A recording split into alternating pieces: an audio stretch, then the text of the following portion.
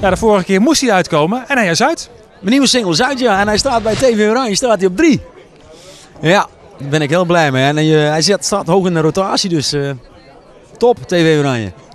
Ja, daar breng je een plaat voor uit. Het is een hele hoop werk om een plaat te maken en überhaupt om een plaat te verzinnen. Want een keer iets nieuws verzinnen is best wel lastig. En ja, ik denk dat we wel weer in de roos zitten. Ja, ik vind het een hele gezellige plaat. Echt een plaat ook voor in de horeca en op de terrasje dadelijk de zon begint te schijnen. Dus dat komt helemaal goed. Ik ga weer wat dingetjes doen. Ik ga naar Italië, en Turkije en naar België en Portugal, maar er zijn allemaal optredens. Hoe moet het dan met de thuisfront? Nationaal eigenlijk. Hoe moet dat met de thuisfront dan?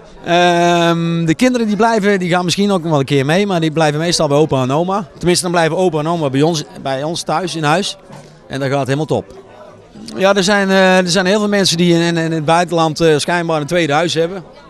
En ja, die hebben dan ook feestjes en dan vliegen ze me in en dat vind ik hartstikke leuk om te doen. Ja. En hoe gaat het dan? Ga je dan 's ochtends heen en 's avonds weer terug? Of? Nee, dan probeer ik er wel een paar dagen achteraan te plakken. Jawel, ja. En dat zijn de leuke dingen van ons vak.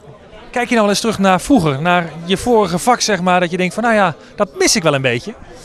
Ik mis het werk op zich niet, maar ik mis wel de collega's, die mis ik wel.